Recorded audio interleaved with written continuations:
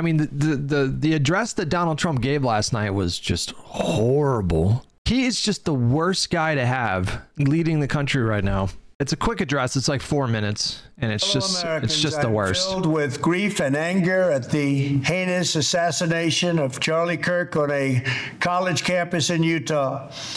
Charlie inspired millions, and tonight all who knew him and loved him are united in shock and horror. Charlie was a patriot who devoted his life to the cause of open debate and the country that he loved so much, the United States of America. He fought for liberty, democracy, justice, and the American people. He's a martyr for truth and freedom, and there's never been anyone who was so respected by youth. Charlie was also a man of deep, deep faith, and we take comfort in the knowledge that he is now at peace with God in heaven. Our prayers are with his wife, Erica, the two young, beloved children, and his entire family, who he loved more than anything in the world. We ask God to watch over them in this terrible hour of heartache and pain. This is a dark moment for America. Charlie Kirk traveled the nation, joyfully engaging with everyone interested in good faith debate. His mission was to bring young people into the political process, which he did better than anybody ever, to share his love of country and to spread the simple words of common sense. On campuses nationwide, he championed his ideas with courage, logic, humor, and grace. It's a long path. I've seen the trutherisms or the truther people about, I don't know, that's not the right word. I've seen the conspiracy theories about this video being AI. There's one particular cut that's a bit jarring when you look at his hands. And I think there's an obvious explanation for this, which is it was just a sloppy editing job meant to cut out dead space or maybe an or an or a like. Hutch, I'm trying to get people to either not get blackpilled or stop escalating things, and everyone needs to chill out. It's rough out there right now. Well, look, I mean, I was trying to tell you guys yesterday, and just to be clear, I utterly failed. You know, I said, I'm going to try to spend some time off social media in the next few days. And then all I did was just scroll through social media when I got off the stream yesterday. But we know what's going to happen. It's a very predictable kind of backlash. We're going to see a bunch of edgy lefties that are being intentionally inflammatory. We're going to see a bunch of right-wingers that are pointing to the lefties and then pretending as though that's the entire kind of left-wing movement in this country. And then we're going to see some really deranged death threats and, you know, overtly fascist takes. It is deeply alarming how many prominent mainstream right-wing pundits are out there posting cryptic warnings and, you know, we're done being nice. We're done doing civil debates, you know. I got people messaging me like, you're going to be first up against the wall, shit like that. But it's in the immediate kind of like days after something like this that people are at their most emotional. And so this is pretty predictable, but I just really can't undersell just how much of a prominent figure Charlie Kirk is. You know, there was this gun YouTuber who posted something like, this might be the most significant political assassination since Martin Luther King. Certainly there were people after Martin Luther King that were a pretty big fucking deal. Malcolm X, Robert F. Kennedy Jr. But I don't even think that guy is far from the truth. And it's not about equating Martin Luther King with Charlie Kirk. That's not what that means. It means it's one of the most significant political figures that's been killed. I mean, shit. In America, definitely one of the more prominent political figures that's been killed in the last several decades. He was so just well known in the conservative movement. You know, you could argue that he might have been sort of instrumental in Trump's second win with the TPUSA stuff. I mean, it's just bad out there right now. I'm just saying, it's fucking bad out there right now. It's good that I've seen every single prominent Democrat that I've seen has just unequivocally condemned it. So I was glad to see that my party, I think, responded the correct way. And the unhinged stuff is mostly from just randos on social media. And then some bigger content creators, I think, have said some stupid shit. They just keep making the situation fucking worse. Dems shouldn't even be disavowing this shit until Republicans, starting with Trump, attempts to dial the temperature down. I reject this completely, by the way. This is so stupid. I feel like one of the best ways, if you share the same kind of goal that I do right now, which is like, I feel like right now I want to endeavor to just do what I can in my own like little way to bring the temperature down and to signal to other people that it's a good idea to do that. I think it actually means more if you unilaterally tune the temperature down. I think that actually sends a much better signal. You do it in spite of what you saw from a lot of right wingers when Paul Pelosi was fucking nearly murdered with a hammer. You know, you do the right thing in spite of their reaction. You know, going tit for tat, like, this is not sustainable. It's not fucking, this is not sustainable. I don't think we can afford to wait for Republican politicians and leadership to do the right thing, you know, because this has gone way too far. Believe me, I understand. We can watch the rest of this video because it's not great. Okay, it's not great. Martyr for truth and freedom, and there's never been anyone who was so respected by youth. Charlie was also a man of deep, deep faith, and we take comfort in the knowledge that he is now at peace with God in heaven. Our prayers are with his wife, Erica, the two young, beloved children, and his entire family, who he loved more than anything in the world. We ask God to watch over them in this terrible hour of heartache and pain. This is a dark moment for America. He could have just stopped here, you know, and all that would have been fine, you know. Obviously, I don't agree with every little way that he characterized Charlie Kirk, but it's like a eulogy, okay? So he could have just stopped there, but he didn't. He kept going. Charlie Kirk traveled the nation, joyfully engaging with everyone interested in good faith debate. His mission was to bring young people into the political process, which he did better than anybody ever, to share his love of country and to spread the simple words of common sense. On campuses nationwide, he championed his ideas with courage, logic, humor, and grace. It's a long past time for all Americans and the media to confront the fact that violence and murder are the tragic consequence of demonizing those with whom you disagree day after day, year after year, in the most hateful and despicable way possible. I mean, even that, you know, even that, it's still like, we're still, you know, that's appropriate, right? You know, like, I would argue that it's the president's job to try to make people less angry in a moment like this. That's literally their one job, is to make people feel less angry. Like, get people to look past that anger and confront the hurt that's underneath the anger. That's the job of the fucking president. And instead, he just does this like crazy demagoguery. For years, those on the radical left have compared wonderful Americans like Charlie to Nazis and the world's worst mass murderers and criminals. This kind of rhetoric is directly responsible for the terrorism that we're seeing in our country today, and it must stop right now. My administration will find each and every one of those who contributed to this atrocity and to other political violence, including the organizations that fund it and support it, as well as those who go after. Just deeply alarming. Like, who knows where he's going with that one. After our judges, law enforcement officials, and everyone else who brings order to our country. Guys, this is so obviously not an AI video. It's just so not an AI video.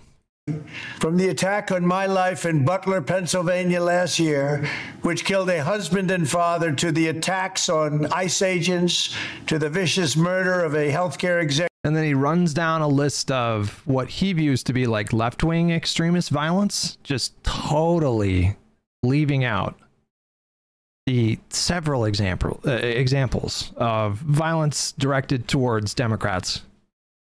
Just really despicable. What did Ezra Klein say? He listed some of the more recent attacks. The plot to kidnap Gretchen Whitmer, obviously storming the Capitol and the pipe bombs, the Paul Pelosi attack, the assassination of the Minnesota House Speaker and her husband. Just leaves all of that out and just exclusively focuses on violence directed towards right-wingers. And this stuff has consequences too. This stuff obviously has enormous consequences because, you know, I had so many people in my replies basically, you know, alluding to this. Like, what did you think was going to happen when you called everybody a Nazi? And it's like, when did I call like all right-wingers Nazis? Executive in the streets of New York to the shooting of House. The hand movement that makes it look like AI, guys. This was just like so obviously a cut. Like I think they cut dead air or like a or a or maybe he messed up a little bit and they went back. It's like it's so obvious like an editing cut that they did like a crossfade transition, like a really fast crossfade transition. That's what that was. This video is just not AI. People need to stop saying that. Majority Leader Steve Scalise and 3 others. Radical left political violence has hurt too many innocent people and taken too many lives. Tonight, I ask all Americans to commit themselves. This is the guy who, you know, literally pardoned hundreds of people that committed violent crimes on January 6th. To the American values for which Charlie Kirk lived and died, the values of free speech, citizenship, the rule of law, and the patriotic devotion and love of God. Charlie was the best of America, and the monster who attacked him was attacking our whole country. An assassin tried to silence him with a bullet, but he failed because together we will ensure that his voice, his message, and his legacy will live on for countless generations to come. Today, because of this heinous act, Charlie's voice has become bigger and grander than ever before, and it's not even close. May God bless his memory. May God watch over his family. And may God bless the United States of America. Thank you. So there's a couple things here, guys. There's a couple things. I'm going to turn the chat off, I think, for like the next couple days. I'm seeing some people in my chat that are like, no universal disarmament. And I don't even know what that means. Genuinely, I don't even know what that means. What are you suggesting that we continue doing? I don't know what that means. I'm not saying that you guys need to go out there and rehabilitate Charlie Kirk's image. I'm not saying that you need to just repeat the way that his life and his decisions are being characterized by his allies in, you know, right-wing media and government. I'm not saying that you should not respond when you see stuff like what we just saw from Donald Trump. We're going to watch Asmongold, his take a little bit. I would prefer not to watch Asmongold content, but he is enormously influential as well. And unfortunately, his rhetoric will be repeated out there. And so I think it is important to discuss like the source of what we're going to see in the coming weeks.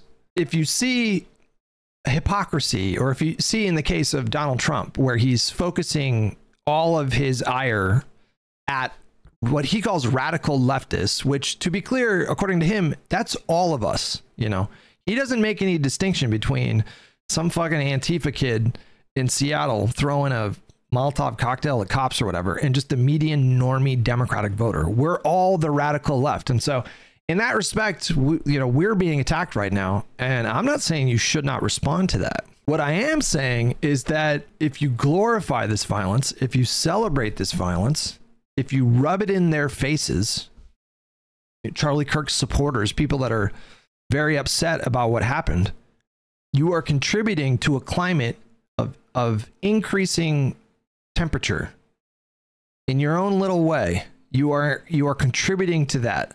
You can address the hypocrisy and the, in my opinion, like disgusting nature Donald Trump used to like talk about this, what happened, you know, you can address that without like dancing on Charlie Kirk's grave in a way that is only going to just contribute to this already horrible climate just getting so much worse. So when people say like no unilateral disarmament, like you're not actually helping anything by doing that. In fact, you are making it worse.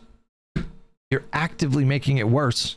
When they turn down the temperature, so will we. It can't just be one-sided.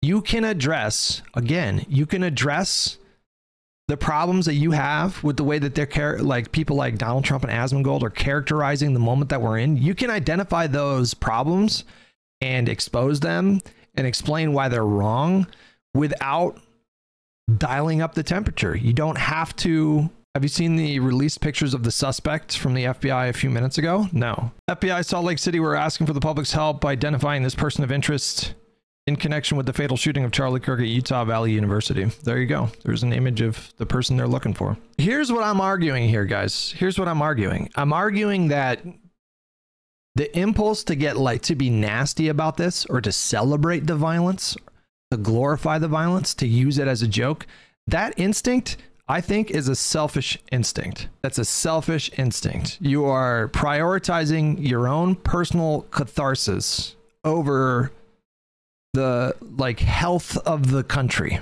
I think it's selfish. I think it's disgusting, and I think it's wrong. I think it's not okay. This is about so much more than just fucking Charlie Kirk. This is so much bigger than just him.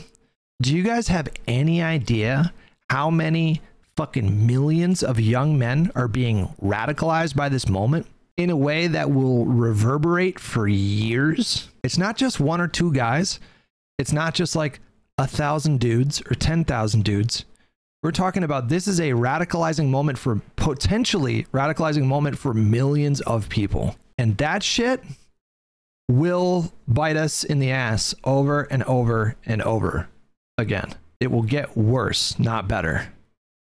And then people you know and people that you like, I mean like creators or whatever, they're put in danger now because of this, you know. It's not going to stop with just like Charlie Kirk. And if people just keep making this thing worse, then the consequences of that could be catastrophic. Catastrophic. You can still have your fucking, I'm not telling you guys to not feel your feelings, you know.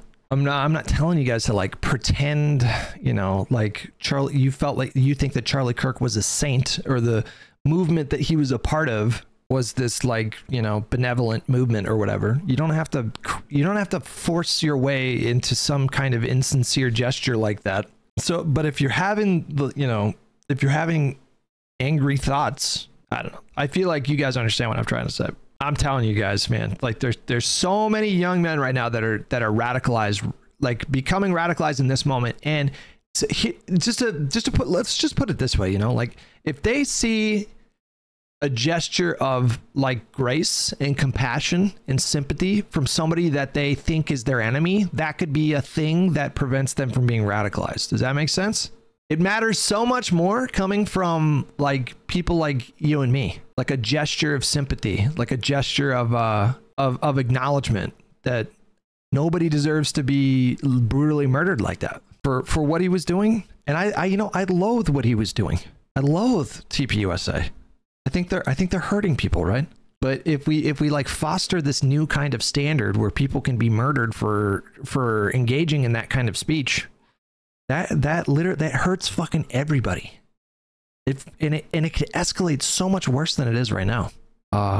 Be honest with me, if every single person on the left, both in power and on Twitter, came together and was nice, would it make a difference to the right? I think so, yeah. I think it would to a lot of people. I think it would. I mean, I think like what's happening right now, it's pretty obvious what's happening. Happens all the time. Is they're using the most unhinged reactions online, and then they're all convincing themselves and each other that the unhinged reactions from like randos on Twitter represent the views of like the mainstream Democrat. But I guarantee you like 80-90% of people who voted for Kamala Harris probably saw that video of him being murdered and were horrified. To be honest with you guys, this kind of violence in the 60s, the political violence that we experienced in the 60s, that's one of the things that broke this country. You guys realize that? It's like one of the things that really broke this country. You can trace the hyperpolarization that's going on right now all the way back to that. This stuff reverberates for decades. You're never going to get rid of every random 1K thing on Twitter. And given that, why do you think it would make a difference? It makes a difference in ways that you can't really like see, you know? I think it's worth it to signal a certain kind of like if something that you signal in this moment prevents the radicalization of even one person or two people or three people, then I think that's worthwhile. But you can't really measure those things. You'll never know unless somebody comes to you after the fact and says, hey, you know, what you said in that moment actually helped me to not see, you know, all of you guys as like my enemy. Like most of the time that kind of thing happens, you never hear about it, you know. Do you think they'd show the same consideration in the reverse direction? First of all, I just don't want to generalize in that way. And second of all, it doesn't matter. That's the point. It really doesn't matter. It actually does not matter. The fact that it doesn't matter makes this even more important. This is just me. Like, listen, I've been coming to like understand and realize that even though I don't practice religion, and I likely never will, I've been really starting to understand just how impactful being raised with religion was for me. So this just might be like echoes of my childhood. Like reading about like the teachings of Christ. And that was always the big thing that we were taught was like, especially in moments like this, it actually doesn't matter if you think that they would do the same thing. Your feelings are nice, but it's cope. They have been celebrating violence against anyone to the left of them for a decade. Being nice hasn't worked. They're going to make up boogeymen no matter what. Listen, I think everybody right now has a responsibility to themselves to just ask themselves, like, do I want to make this situation better or do I want to make it worse? I know what my answer is. You know, if this gets worse, the violence of the 60s will look quaint in comparison. Trump's response is blackpilling me, him blaming left after this horrible event and barely making a statement after the Minnesota politicians will inevitably keep turning up the overall temperature. It's pretty bleak. I mean, yeah, it was just fucking bleak. It's as you know, as soon as I saw that message pop up on my feed from Trump, that was like very, very, very, very blackpilling. Very fucking bleak. I was like, oh my God. Like, I don't think you could have said something that would have been worse. I'm not sure if there's a worse way that he could have reacted. Just almost guaranteed, not almost. He just actively made the situation so much worse with that wild rhetoric. They don't even know who did this, and the president is already blaming the left. It doesn't matter how we react. He is calling for more violence. The bubble they are in is supported by the president. I think that you can do both of these things at the same time, is what I'm saying. I feel like you guys are bunching it all up into one kind of like response. Like there's one response and it encompasses all these different things. But you can address and correct and challenge and contradict and undermine the false narratives that are being promulgated by just like the worst people with the worst agendas. You can do that at the same time as you just unequivocally condemn like what happened to Charlie. It's not mutually exclusive is the point that I'm trying to make. Bad company with $5. Ironic you bring up the 60s when that's the exact time our history Kirk wanted to take us back to. You know, maybe that's a bit ironic. Static Air with $5. Saw the close-up video. It fucked me up, but Charlie promoted violence in his career, so I struggled to find sympathy, and I don't like that I feel that. I'm not asking you to force yourself to feel sympathy for Charlie. You know, I don't think you're a bad person if you don't feel especially sympathetic. When I saw that video, it made me want to vomit, and you know, made me want to vomit. It made me want to vomit, and then I thought about his babies.